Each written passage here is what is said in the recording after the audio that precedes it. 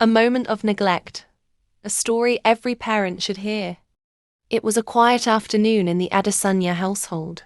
Femi, aged 12, and his younger sister, Tolu, aged 9, sat in the living room flipping through TV channels. While their parents were busy preparing for a family dinner.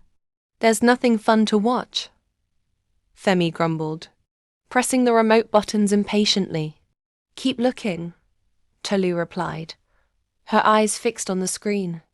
As Femi scrolled through the channels, the television suddenly displayed an adult channel that shouldn't have been accessible. Neither of them fully understood what they were watching, but curiosity held them captive. "Femi, what is this?" Tolu whispered, her innocent eyes wide with confusion. "I don't know. But let's just see," Femi replied hesitantly, both of them unable to look away. Minutes turned into an hour as the explicit scenes played out before them.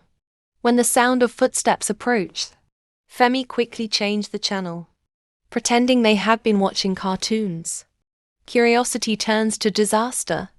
A few days after stumbling upon the adult channel, Femi and Tolu couldn't stop thinking about what they had seen. Their young, curious minds didn't fully understand the seriousness of the content but felt compelled to explore it. One quiet afternoon, while their parents were at work, Femi turned to his sister. "Tolu, remember what we saw on TV? Let's try it again. It's not a big deal." Tolu hesitated, shifting nervously. "Are you sure, Femi? What if it's bad?" "It's fine," Femi said, brushing off her concerns. "They did it on TV, and nothing happened." Reluctantly, Tolu agreed. The siblings, clueless about the dangers, attempted to mimic what they had seen. But shortly after, Tolu winced in pain, clutching her lower abdomen. "Femi, it hurts," she whispered, tears welling in her eyes. "It's probably nothing," Femi said nervously. But as the minutes passed, Tolu's discomfort worsened. "Femi, it's really hurting," she cried out, her small hands trembling as she clung to him. Panic began to set in. "Don't tell Mom and Dad," Femi begged, trying to calm her down. "Maybe it'll go away." But the pain didn't stop. Tolu's cries grew louder, and her discomfort turned into agony. Femi realized something was seriously wrong. "I'll get help," he stammered, running next door to their neighbor's house. The hospital revelation. At the hospital, Tolu was taken in for an examination while her parents, Mr. and Mrs. Adesanya, arrived in a state of panic. Femi sat quietly in the waiting area, his heart pounding with guilt. "What happened, Femi?"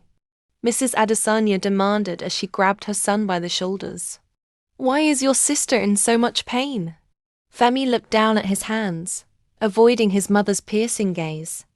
I don't know. She just started crying," he mumbled. "You don't know?" Mr. Adesanya asked, his voice rising. "You were the one at home with her. What were you doing?" Before Femi could respond, a nurse approached them. "Mr. and Mrs. Adesanya, the doctor would like to speak with you." The couple hurried into the doctor's office, leaving Femi in the waiting area. The doctor, a stern-looking woman in her 40s, greeted them with a grave expression. "Your daughter is stable, but we've discovered something concerning," she began. Mrs. Adesanya clutched her husband's arm. "What is it, doctor? Please tell us." The doctor hesitated before continuing. "It appears that Tolu sustained some internal injuries." Based on her explanation, it seems she and her brother attempted something they didn't understand, something inappropriate for children their age. Mr. Adesanya's face turned pale. "What are you saying, doctor?" "She mentioned they were imitating something they saw on TV," the doctor said carefully. "I believe they may have been exposed to adult content." The confrontation. Back in the waiting area, Femi was sitting with his head buried in his hands when his parents returned. their faces a mixture of anger and disappointment. "Femi," his father said sternly, "tell us the truth. What did you and your sister do?" Femi started shaking. "I'm sorry, Dad. We didn't mean to hurt anyone.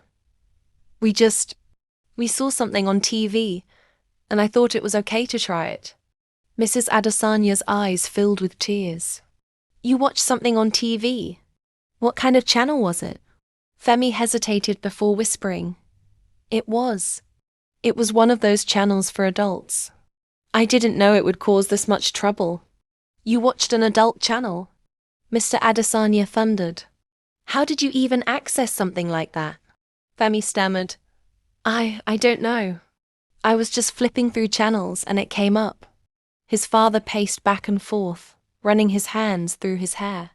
"This is what happens when we trust technology without supervision. How could this happen under our roof?" A mother's heartbreak. Mrs. Adesanya knelt in front of Femi, her voice trembling. "Femi, do you have any idea what you've done? Your sister is in the hospital because of this.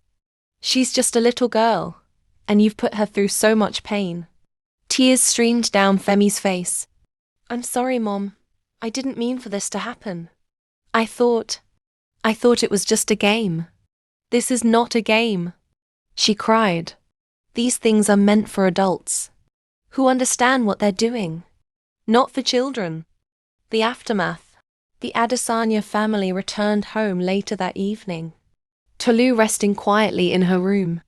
Her parents had decided not to punish Femi harshly, realizing that his actions were born from ignorance rather than malice, that they knew changes had to be made. The following evening, Mr. Adesanya called a family meeting.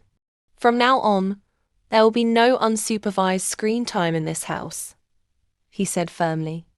"I've activated parental controls on the TV and every device we own, and I'll be monitoring everything you watch." Femi nodded silently, still feeling the weight of his guilt.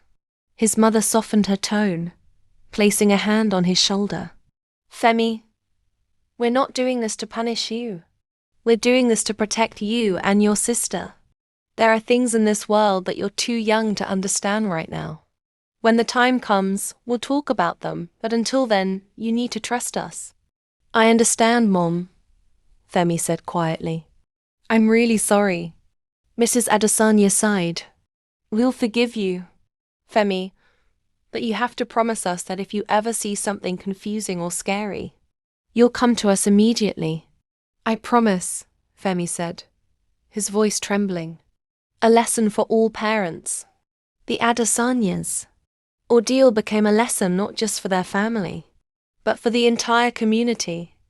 Mrs. Adesanya shared their story with her friends and neighbors, urging them to be vigilant about what their children were exposed to. "Don't assume your kids are too young to stumble upon dangerous content," she told them. "The world is changing and we have to change with it. Supervision is not enough, we need to guide them and talk to them." Their story served as a wake-up call, reminding parents everywhere of the importance of open communication, proper supervision, and using tools like parental controls to protect their children from the dangers of the digital world. In the end, Femi and Tolu grew closer as siblings, learning to lean on their parents for guidance and support. The incident left a lasting impression, but it also brought the family closer together, united by the lessons learned from their mistake.